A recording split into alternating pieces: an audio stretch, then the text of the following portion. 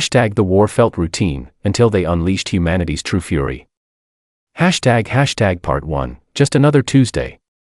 The Kreth battlecruiser moved through the debris field slowly, like it had nowhere to be and nothing to fear. It probably didn't. Commander Velkin stood at the wide observation window and watched the broken pieces of another human outpost float past in the silence of space. Chunks of metal. Twisted support beams. A child's toy, somehow still intact, spinning slowly in the dark. He had stopped noticing things like that years ago. His second officer, Drac, stood beside him with a data slate, tapping through the numbers. Third human colony this cycle, Drac said. Resistance lasted approximately 11 minutes. They fired back, of course. One of their mining vessels attempted to ram our forward shields. Velkin made a low sound in his throat. It was something between a sigh and a click. In Kreth body language, it meant bored. They always do, he said. That was the honest truth about fighting humans. They were the most unpredictable species in the known galaxy. They would charge when any sensible being would run. They would shout into open communications channels when silence was clearly smarter. They would take a mining ship, a cargo freighter, or once, in a moment that had actually made Velkin sit up straight, a pressurized fuel tanker with a manual detonator, and throw it at a Kreth warship worth 100 times its value. And then they would die. And the next outpost would fall. And everything would continue exactly as before. 6 years. The Kreth Dominion had been at war with humanity for 6 years. In that time they had taken 43 human colonies, 17 orbital stations, and a wide stretch of the outer Perseus arm that was full of the kind of minerals the Dominion needed for its next generation of warships. Human governments had made speeches at the Galactic Conclave. Human admirals had issued declarations full of fire and anger. Human soldiers had fought with a wild and furious energy that was, Velkin admitted privately, genuinely impressive in the way that a burning building is impressive, bright, loud, and ultimately temporary. But none of it had changed anything. The war had a rhythm now. It felt like work. Good, productive work, but work. The Dominion's strategic analysts filed reports. The conquest proceeded on schedule. Velkin ate his meals, reviewed his orders, and slept without difficulty. He was a being at peace with his profession. Far across the same star system, on a battered human frigate called the UES Caldwell, Lieutenant Aaron Bryce was not at peace with anything. Aaron was 26 years old and had joined the Colonial Defense Forces at 19, which meant he had spent more of his adult life at war than not. He had a narrow face, tired eyes, and the habit of chewing on the end of his stylus when he was thinking hard about something. He was sitting in the cramped sensor bay of the Caldwell, watching the heat signatures from Farpoint 7 fade on his display, and he was thinking very hard. Farpoint 7 had been a small outpost. 300 civilians, mostly miners and their families, plus a garrison of about 60 soldiers. Aaron had known 2 of those soldiers by name. He had shared a meal with one of them at a supply station 8 months ago. He could not remember exactly what they had talked about, but he remembered that the men had laughed easily and had strong opinions about coffee. The heat signatures finished fading. The display went cold. They didn't even slow down, said Petty Officer Diana Cole from the seat next to him. She was 29, sharp-eyed, with short hair she kept tucked behind her ears when she was focused. Her voice right now was flat. Not broken. Just flat, the way a voice gets when it has already done its breaking in private. They never do, Aaron said. Diana reached across and pulled up a message that had come in 12 minutes ago, flagged in Priority 1 read. She had already read it. She held it out to Aaron without explaining it, because she figured the words would do the explaining on their own. Aaron took it and read it. Then he read it again, more slowly. The message did not come from Fleet Command. It did not come from the Joint Colonial Defense Council or any of the military bodies Aaron reported to. The routing code at the top belonged to an office he had heard of only once before, in a conversation that had taken place in a very quiet corner of a bar on shore leave, between people who spoke in low voices and stopped talking when anyone walked too close. The office had a long official name that took up several lines and meant very little. Its informal name, the only name that people who knew about it actually used, was the Cradle. Aaron set the tablet down carefully, as if it might break. "They're activating it," he said. Diana nodded. She didn't look relieved. She didn't look hopeful. She looked the way a person looks when a door they were told would stay closed for as long as possible has just opened, and they are no longer sure whether what is on the other side is salvation or something else entirely. "Get the captain," Aaron said. Captain Louise Farrow arrived at the sensor bay 7 minutes later. She was 41, with short brown hair going gray at the temples and the kind of face that had stopped trying to hide what it was feeling because it had learned that nothing hid anything from the people around her anyway. She was not a dramatic person. She did not make speeches unless she had to. She was the kind of officer her crew trusted not because she inspired them, but because she had never once let them down in a situation that counted. She read the message from the cradle. She read it standing up, one hand braced against the doorframe. When she finished, she was quiet for a moment. "All right," she said finally. "What does it mean?" Diana asked, even though she already had a guess. "It means we have a meeting to get to," Louise said. "And it means things are about to change." She looked at the cold display where Farpoint 7 used to be. Something moved behind her eyes, not grief exactly, but something in the same family. "Get me a course to coordinate Sierra 79. And tell the crew to get some rest if they can. 36 hours from now, rest is going to be hard to come by." She left without saying anything else. Aaron sat with the display in front of him for a while after she was gone. The debris from Farpoint 7 was still out there, slowly spreading across the system in all directions, the way wreckage always did. Given enough time, some of it would drift into orbit around a nearby moon. Some of it would fall into the gravity well of the system's star and burn. Some of it would keep moving outward, past the edge of the system, into the long dark between stars. He thought about the soldier who had laughed easily and had strong opinions about coffee. He thought about the word activating and what it meant.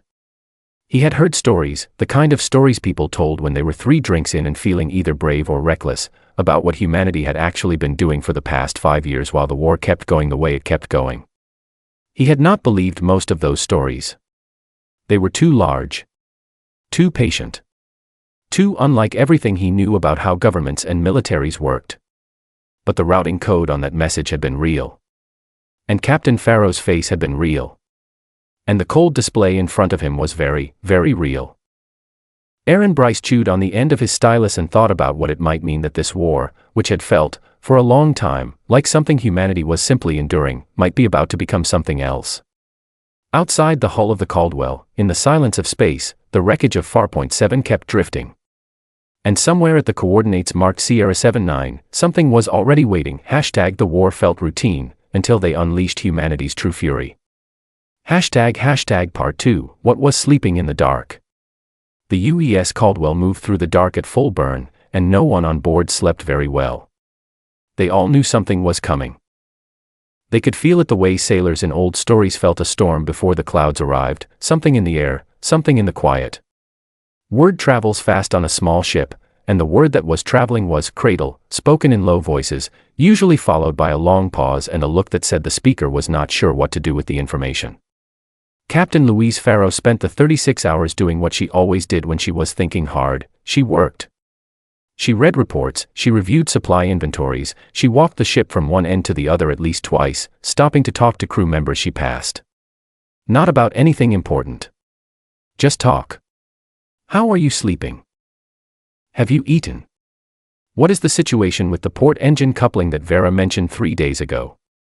The ordinary business of keeping a ship and its people functional. But her mind was somewhere else. She had been given a briefing file to read during the journey.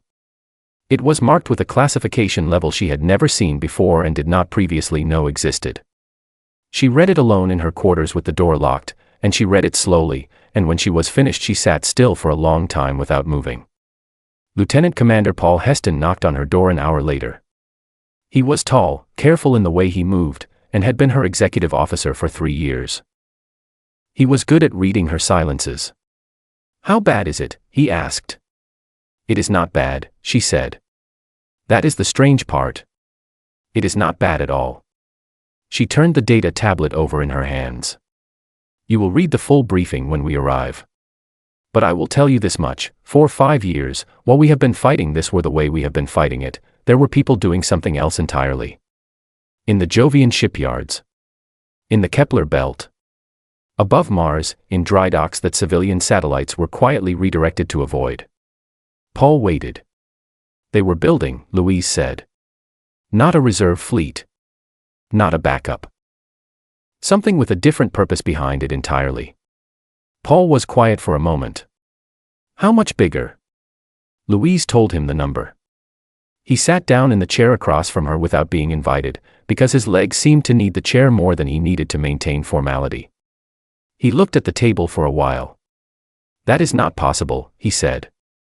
The economic output alone would require. Yes, Louise said.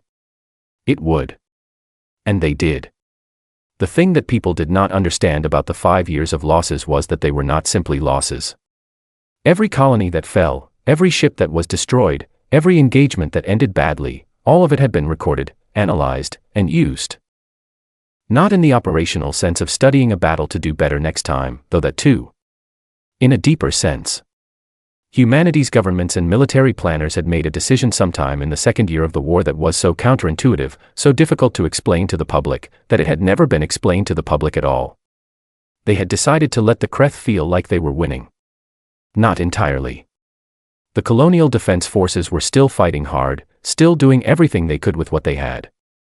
But the real effort, the manufacturing, the research, the shipbuilding, the development of weapons based on 6 years of direct combat data, all of that had been kept away from the front line. Hidden. Protected. Allowed to grow in the dark the way something grows when it is not disturbed. The plan had a name inside the cradle. The name was not dramatic. It was simply called the patient option, which was, in its own way, more frightening than any dramatic name could have been.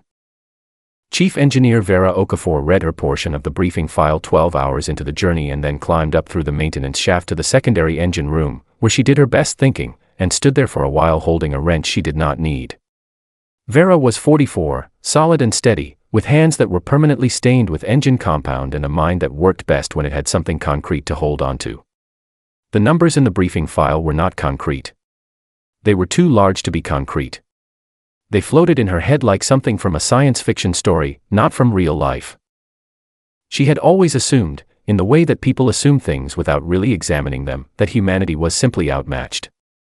That the Kreth were bigger and older and more experienced and that the war would end the way it seemed to be ending, slowly, grinding, with humanity giving ground until there was no ground left to give.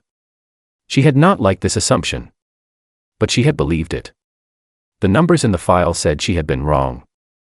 She climbed back down the maintenance shaft and found Aaron Bryce in the corridor outside the mess hall, eating something from a foil packet with the expression of a man who was not tasting what he was eating. "You read it?" she asked. "My section," he said. "Sensor and detection systems." He looked at the foil packet. They have been testing a jamming array that can blind Kreth long-range sensors across an entire star system simultaneously. Vera looked at him. Simultaneously, he repeated, in case she had missed the word. They stood in the corridor for a moment, both of them understanding something that was difficult to put into words. For 6 years, the war had felt like something being done to humanity. An outside force, pressing in, and humanity pressing back as hard as it could, which was never quite hard enough. The briefing file described something different. It described a war that had 2 layers, the visible layer, which the Kreth could see, and the invisible layer, which they could not. And the invisible layer had been growing and growing and growing for 5 years in the dark. Petty Officer Diana Cole, who had grown up on a colony planet and had lost her hometown to a Kreth raid in the 3rd year of the war, read her portion of the briefing file in one sitting, without stopping. When she finished, she did not feel what she had expected to feel. She had expected anger, the useful, focused kind she had learned to carry with her like a tool. Instead, she felt something quieter. Something that took her a while to identify. It was the feeling of a plan making sense. Not relief. Not joy. Just the specific, quiet feeling of understanding that the long, terrible thing you had been living through had a shape you had not been able to see before, and that the shape was not random, and that it was not hopeless, and that what looked from the outside like defeat was, from the inside, something that had a different name. She sat with that feeling for a long time. The UES Caldwell arrived at coordinates Sierra 79 with 4 hours to spare. Louise brought the ship out of faster-than-light travel, and the first thing every crew member saw on every display on the ship was the same thing: ships. Human warships, hanging in the dark in neat formations that stretched across the system as far as the sensors could read.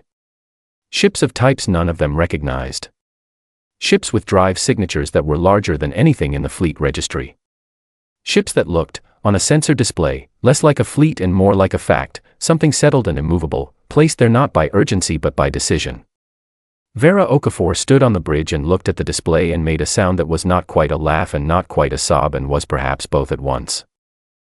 Paul Heston counted the ship signatures on the tactical display for a while, then stopped counting because the number had become difficult to hold in his head. Aaron Bryce stared at his sensor readouts and thought about Farpoint 7, and the cold display, and the soldier who had laughed easily, and the word activating. Diana Cole said nothing.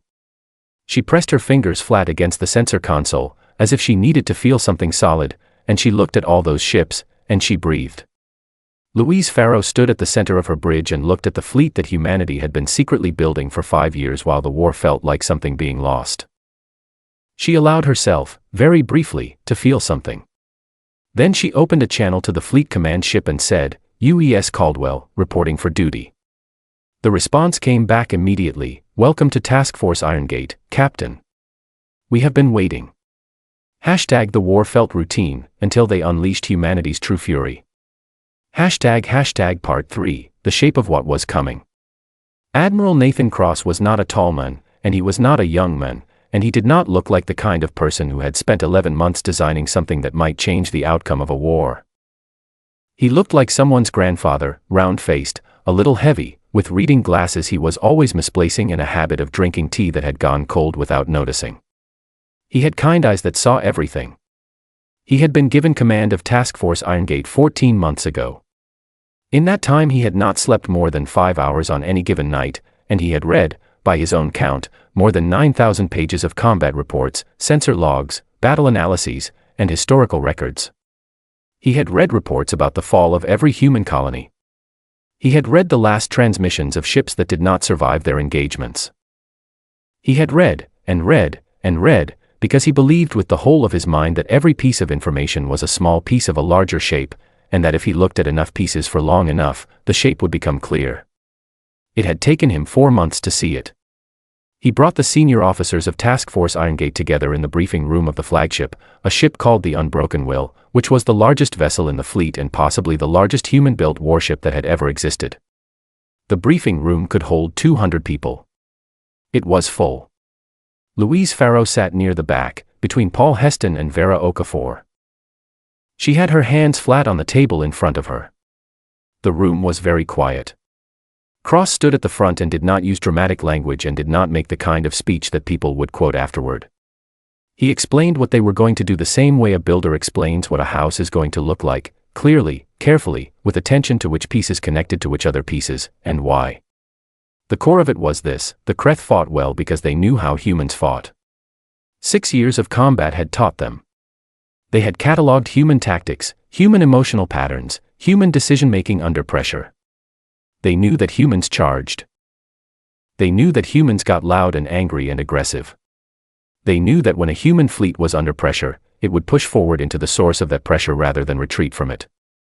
They had built their whole defensive and offensive doctrine around what they expected humans to do. Cross had spent 11 months designing a battle plan built on a single idea: do not do what they expect. It sounded simple. It was not simple. It required 412 warships to behave in ways that were so precisely coordinated that the plan had 17 separate contingencies for things going wrong, and each contingency had sub-contingencies, and the whole thing was cross-referenced into a document so dense that Cross had printed a physical copy, and the physical copy was 11 centimeters thick. He kept it on his desk. He had read it so many times that the edges of the pages were soft. The new ships, the ones built in secret over 5 years, had been designed specifically for this battle plan. Not designed to match Kreth warships, but to exploit what 5 years of combat data had revealed about Kreth weaknesses.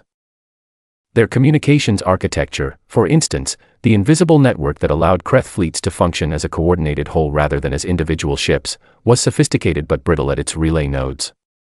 Destroy the right nodes in the right order, and a Kreth fleet went from an organized machine to a collection of individual ships making individual decisions, which was significantly less dangerous. Human engineers had spent 2 years building weapons specifically designed to find and destroy those nodes. Louise listened to all of this and understood, piece by piece, what the last 6 years had actually been. It was a strange feeling. She had lived through those 6 years. She had made decisions in those years that cost people their lives, and she had carried those decisions as weight, as she was supposed to. Now she was being asked to understand that those years had also been something else, a long, painful, expensive education that humanity had been conducting while also fighting the war. Losing ground to buy knowledge. Giving up colonies to understand an enemy. She was not sure how she felt about that. She filed the feeling away to examine later, when there was time. After the briefing, she walked the Unbroken Will's observation deck for a while. The ship was enormous. Walking from one end to the other took 20 minutes at a steady pace, and she was barely into it when she stopped and looked out at the fleet spread across the dark outside. 412 ships. Crew members numbering in the hundreds of thousands.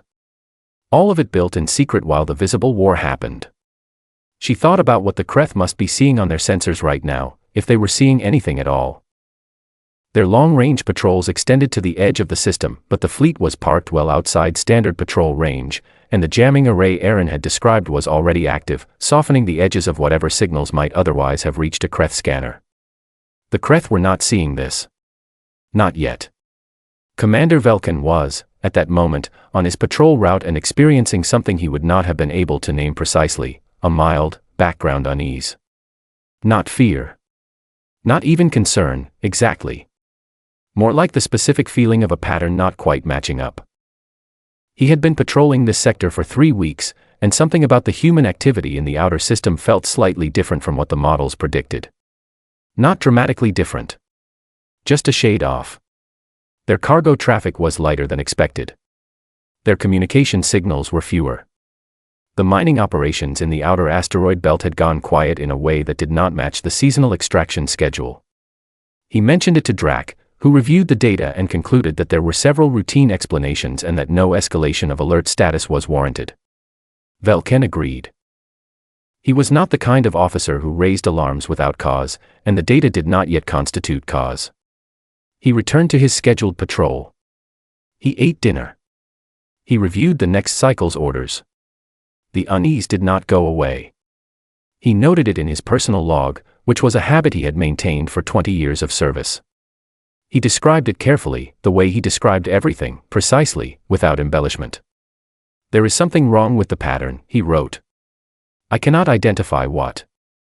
I will continue to monitor. He closed the log entry and went to sleep. Back on the Unbroken Will, Nathan Cross sat in his small office with his 11-centimeter thick battle plan and his cold tea and his reading glasses, and he went through the plan one more time. He had given the order 4 hours ago that set the execution clock running. In 18 hours, Task Force Irongate would begin moving. In 22 hours, they would arrive at the edge of the Cauldron system, which was the system Velkin was currently patrolling and which was also the location of 3 Kreth capital ships, 2 support cruisers, and a forward command post that the Dominion's strategic architecture depended on more than it knew. Cross had not chosen Cauldron because it was the easiest target. He had chosen it because of what winning there would do to Kreth logistics across 5 connected systems, and because of where Velkin's fleet was positioned relative to 3 gravitational bodies that would play a specific role in Hour 11 of the engagement, and because a complete and visible victory at Cauldron would reach every Kreth commander in the region at once. He had chosen Cauldron because the Kreth had been winning there for years without difficulty, which meant their guard was low and their patterns were deep and their habits were exactly as entrenched as he needed them to be. Cross found his reading glasses on top of the battle plan, where he had left them. He put them on. He drank his cold tea. He turned to Contingency 7 and read it again, slowly, because Contingency 7 was the one he thought about most often, the one that covered the scenario in which the first 2 hours went wrong, and he wanted to make sure he still believed it would work. He did. He closed the plan. He looked at the small photograph he kept on the corner of his desk, his daughter, taken on her wedding day, 3 years ago, on a colony planet that the Kreth had taken 8 months later. She was safe. She had evacuated in time. But the planet was gone, the way 43 planets were gone, and Cross thought about that every day, not as fuel for anger but as fuel for focus. He turned off the light. He lay down on the small couch in his office. He did not sleep, but he rested, and resting was enough. In 18 hours, everything would begin. The war felt routine, until they unleashed humanity's true fury. Part 4, the hour the war changed. The Kreth sensor officer saw it first. He was a young officer named Treth, barely 2 years out of academy training, and he was on the night watch because night watch was what junior officers got. He was not expecting anything unusual. The system had been quiet for weeks. He was halfway through a logistical summary that was so routine it was practically a sleeping aid, and then his display changed. He blinked. He recalibrated. He ran a diagnostic.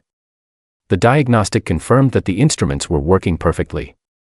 He ran another diagnostic because he did not trust the first one. The second diagnostic said the same thing. He called his senior officer. Commander Velkin arrived on the bridge within 4 minutes, still pulling on the top half of his uniform. He looked at the display. He looked at it for a long time, the same way a person looks at a piece of writing that is in a language they know but is saying something that does not connect with anything they have previously understood. There were ships at the edge of the system. Human ships. Not the small, battered vessels that his fleet usually engaged, the frigates, the patrol ships, the desperate little craft that humans threw at Kreth forces and which always lost. These were different. They were large. They were numerous. And they were moving with a slowness that felt wrong, because human ships did not move slowly. Human ships charged and screamed and burned bright and died fast. That was the pattern. That was what 6 years of war had taught every Kreth officer in the fleet. These ships were not charging. They were deploying. There is a difference. A charge is a feeling turned into movement, fast and loud and impossible to ignore. A deployment is a machine settling into position, quiet, methodical, patient. The human fleet spread across the system like a hand opening, and it was so deliberate, so unlike anything Velkin had seen from a human force before, that for a moment he could not process it. Classification, he said. His voice was steady. He was trained to be steady. Treth's hands were not steady. We have no classification for most of these vessel types, Commander. They do not match any design in our records. He paused. The drive signatures are significantly larger than any registered human warship. Velkin counted. He stopped counting when the number exceeded what his mind wanted to hold. Contact Central Fleet Command, he said. Priority 1. What is the message, Commander? Velkin looked at the display. He thought about the unease he had written in his log. He thought about the cargo ships that had gone quiet and the mining operations that had stopped in the pattern that had been slightly wrong for 3 weeks. Tell them, he said, that we require immediate support. Tell them that the human fleet we are observing does not behave like any human fleet we have previously encountered. And tell them, he paused for just a moment, tell them that I believe we may have made a significant error in our assessment of this war. He sent the message. He was not sure Central Fleet Command would understand it in time. On the UES Caldwell, Aaron Bryce was watching the same deployment from the opposite direction, and he was not afraid. He had been afraid every day for 6 years. This was different. This was something he had no word for yet, so he sat with it and let it be unnamed and watched the sensor display as 412 human warships took up their positions. The Unbroken will fired first.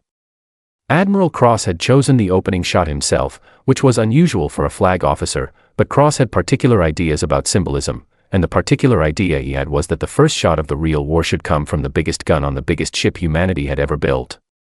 He wanted the Kreth to feel, in that first moment, that something fundamental had changed. The target was a Kreth dreadnought. It was called the Eternal Conquest of Realms, which was the kind of name that said something about how the Kreth thought about themselves and their place in the galaxy. It was 40 years old. It had served in 11 conquests. Its shields were rated against every known human weapon. They were not rated against this. The shot lasted less than a second.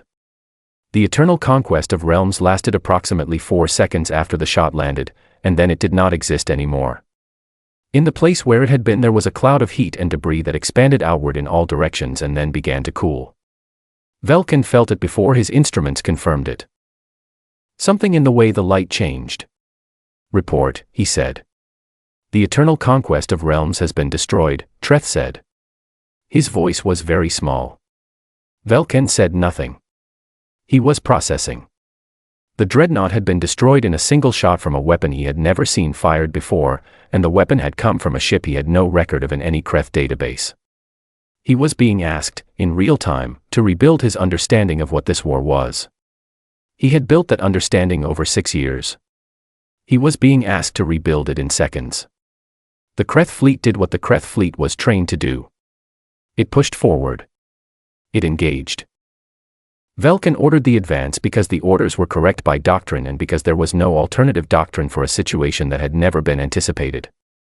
This was exactly what Nathan Cross had predicted, on page 1 of the battle plan, in the very first paragraph, which he had written first because he was sure of it before he was sure of anything else. The human fleet did not retreat. It did not scatter. Its outer wings folded inward in a motion that had taken 6 months of simulation to get right, and what the Kreth fleet advanced into was not a defensive line, it was a shape. A closing shape. A shape that had no name in the Kreth tactical vocabulary because no one had needed a name for it before.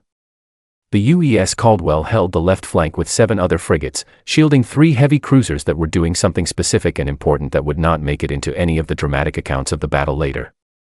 The cruisers were targeting the Kreth communications relays, the nerve network that allowed the Kreth fleet to function as one body rather than 100 separate ships.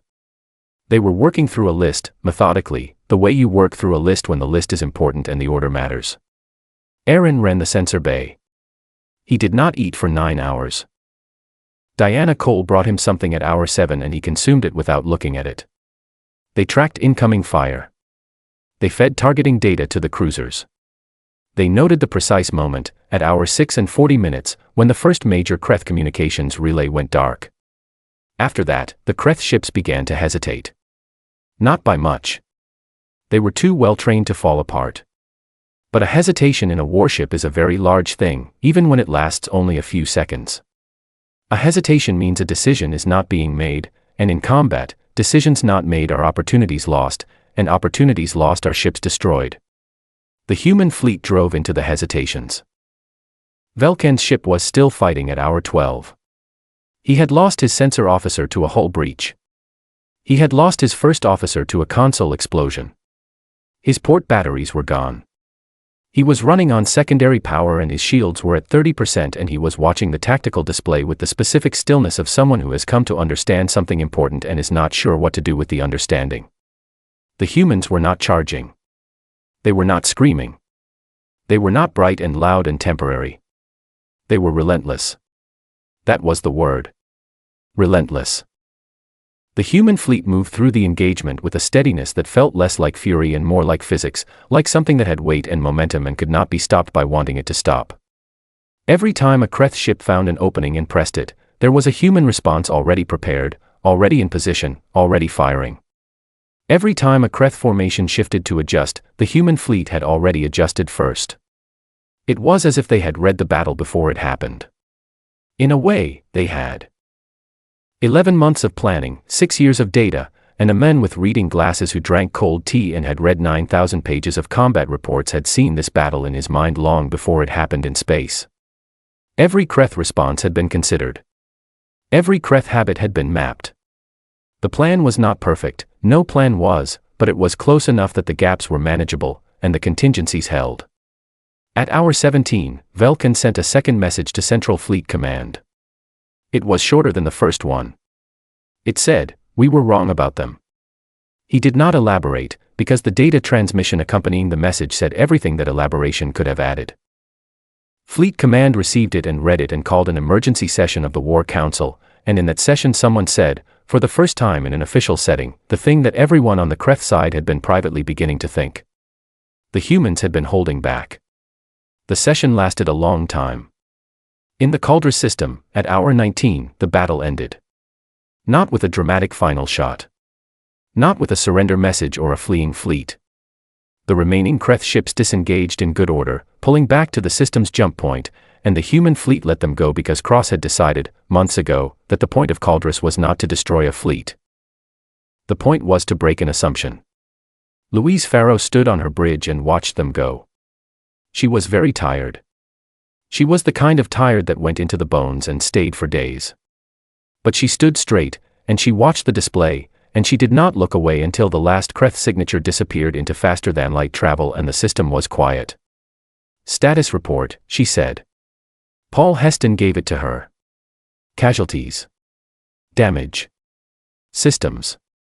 He read it steadily, and she listened steadily, and when he was done she said thank you, and meant it. "We held the flank," Vera said, "from the engineering station." She sounded like she was still convincing herself it was true. "We held the flank," Louise agreed. The display showed a star system that had been a battle and was now a silence. Somewhere in that silence, the wreckage of ships, Kreth and human both, drifted outward in all directions. The debris would spread for years. Eventually, some of it would reach the edge of the system and keep going. Louise thought about 43 colonies. She thought about 6 years of loss and the weight of it. She thought about what it meant that they had not lost. Not tonight. "Set course for the rendezvous point," she said. "And tell the crew well done." She said it quietly, without ceremony, because it was true and because it did not need ceremony to be true.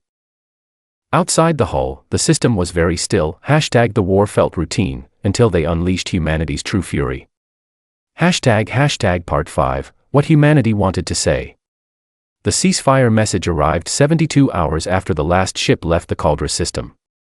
It did not come through the usual diplomatic channels, because the usual diplomatic channels had been quiet for most of the war, full of strongly worded statements that changed nothing and appeals to the galactic conclave that resulted in formal expressions of concern and very little else.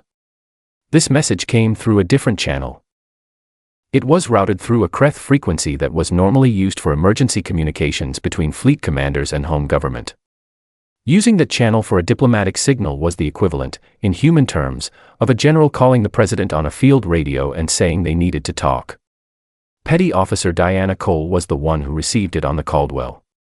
She read it twice to make sure she understood what she was reading. Then she called Captain Louise Farrow, and she used the same flat, careful voice she had used when she described the fall of Farpoint 7, because the flat, careful voice was the one she used when she was holding something large very still inside herself. "It is a request for talks," Diana said. "Preliminary ceasefire terms. They want to negotiate." Louise was in her quarters. She was not asleep. She had not slept properly in 4 days, and her body had adapted to the situation by providing her with a shallow, restless version of sleep that covered the biological minimum without actually being restful. She sat up, turned on the light, and read the message on the tablet Diana sent through. She read it twice, like Diana had. Then she sat still for a moment. The message was careful. The Kreth did not apologize. Apology was not a concept their diplomatic language had a clean word for, but the message was careful in a way that communicated, to anyone paying attention, that the Dominions War Council had met and had made a decision that required a significant recalibration of their public position. There were phrases in it that, when run through a standard translation filter, came out somewhat awkward. Louise thought about that. She thought about what it meant that a civilization which had been confidently expanding for 4 centuries was now searching for the right words. It meant Caldris had done what Cross intended it to do. She sent a reply acknowledging receipt and confirming that the communication had been forwarded to the appropriate authorities. Then she put the tablet on her nightstand and stared at the ceiling for a while. The thing about the ceasefire message was that it did not feel the way she had always imagined it would feel. For 6 years she had fought a war that she believed, on most days, would not end well for humanity. Not because she had given up, but because the math was difficult, and the math had never stopped being difficult until the night of Caldris. She had imagined that if a ceasefire ever came, it would feel like release, like a fist unclenching after a very long time. Instead it felt quiet. Ordinary. The way the end of most things feels when you are too tired to have the reaction you expected. She thought about the 43 colonies. She thought about the people who had lived in them. She thought about what came next, which was the harder thought. In the days that followed, while the first preliminary discussions began between human diplomatic teams and Kreth representatives at a neutral station agreed upon by both sides, Nathan Cross gave a briefing to the full command staff of Task Force Irongate. It was not a celebratory briefing. Cross did not do celebrations, or if he did, he kept them private and brief. This was a debrief, precise, detailed, focused on what had worked, what had not worked, what the 17 contingencies had actually been needed for, and what the next phase of the war would look like if the ceasefire did not hold. He believed it would hold. He said so once and then moved on, because his belief was based on analysis, and the analysis had been included in the briefing documents and people could read it there if they wanted the detail. What he spent the most time on was a single question that one of the younger captains asked near the end of the session. The captain was a woman named Kate Briggs, who had commanded a destroyer through the entire Battle of Caldris and had done it well, and who had a direct manner of speaking that Cross appreciated. She asked, "Why did they believe we were losing? For 6 years, they watched us fight. How did they miss what was being built?" Cross took off his reading glasses and held them in his hand.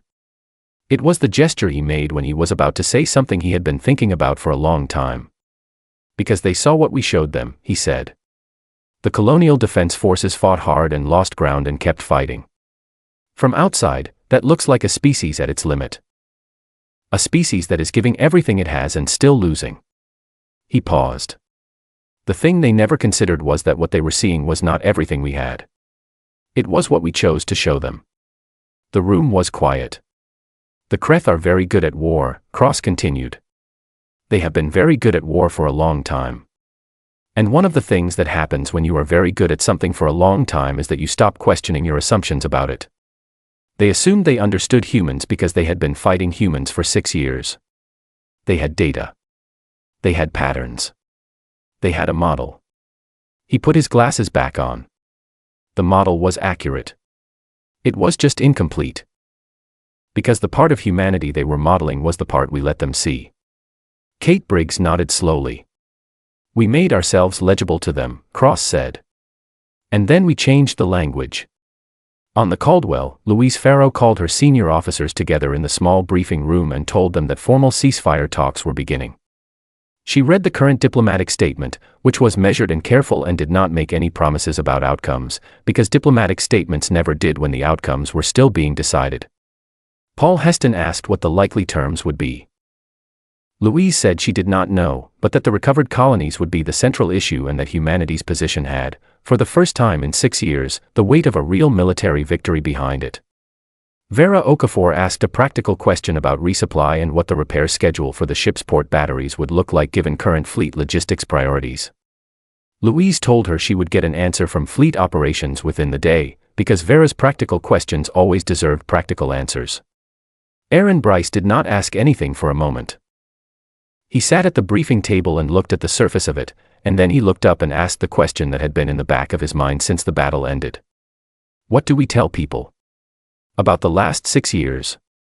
About the fact that," he paused, working out how to say it, "about the fact that part of the plan was letting the colonies fall." The room was quiet.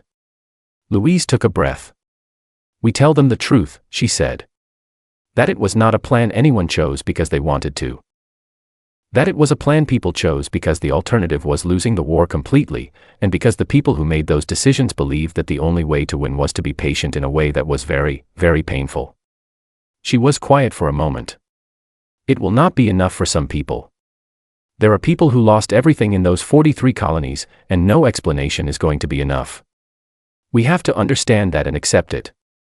No one argued with that. Diana Cole said, quietly, "My hometown was one of them." "I know," Louise said. "I am not sure how I feel about it," Diana said. "I think I need more time." "That is fair," Louise said. "Take the time." The debriefing ended and people drifted out, back to their posts, back to the ordinary work of running a ship that was, for the first time in a long time, not in immediate danger of being destroyed. Aaron went back to the sensor bay and sat in his usual seat and looked at a display that was, for once, showing nothing alarming. Just the normal scatter of deep space, cosmic background, distant stars, the faint traces of the fleet around them. He sat there for a while, doing nothing in particular, which was itself unusual enough to feel strange. He thought about the word activating and what it had meant when he first read it in the sensor bay, with Farpoint 7 still cooling on the display. He thought about what it meant now. He thought about the fact that the war might actually end. Not in the way things sometimes ended, not in the tired, grinding, gradual way of something that simply ran out of energy, but in a real, formal way. A decided way. The way things end when one side has made a clear and undeniable point. Humanity had made its point. It had taken 6 years and 43 colonies and more loss than Aaron had words for, and it had made the point in 19 hours over a star system called Caldrus, with 412 ships that nobody had known existed and a battle plan 11 centimeters thick. The point was not, "We are stronger than you." The point was something quieter and more specific. The point was, "You thought you knew us. You were watching us for 6 years and you built a model and you were certain the model was right." And it was right, as far as it went. But it did not go far enough, because what you were watching was what we chose to show you, and what we were actually doing was something you never thought to look for. The point was, do not confuse patience with weakness. Do not confuse restraint with limit. Do not look at a people who are enduring something terrible and assume that endurance is the most they are capable of. Diana Cole appeared in the doorway of the sensor bay. She leaned against the frame and looked at Aaron and did not say anything for a moment. "Do you think they will actually stop?" she asked. "The Kreth. Do you think they will actually agree to terms?" Aaron thought about it honestly. "I think Caldrus scared them," he said. "Not because of the ships we had or the weapons we used, but because of what it proved about what we are." He looked at his display. "They spent 6 years fighting us and they thought they knew everything about us. And then they found out they were wrong. That's the thing that scared them. Not losing the battle. Finding out their model was wrong." Diana was quiet for a moment. "Good," she said. She pushed off from the doorframe and went back to her station. Aaron sat in the sensor bay, in the quiet, and looked at the unremarkable display, and thought about what it meant to be the kind of species that could hold something like this together for 5 years in the dark, the building, the waiting, the patience, the long sustained refusal to give up, and then release it, all at once, at exactly the right moment. He was not sure he had a word for it. He was not sure he needed one. Outside the hull of the Caldwell, space was very still, and the war that had lasted 6 years was beginning, slowly and carefully, to end.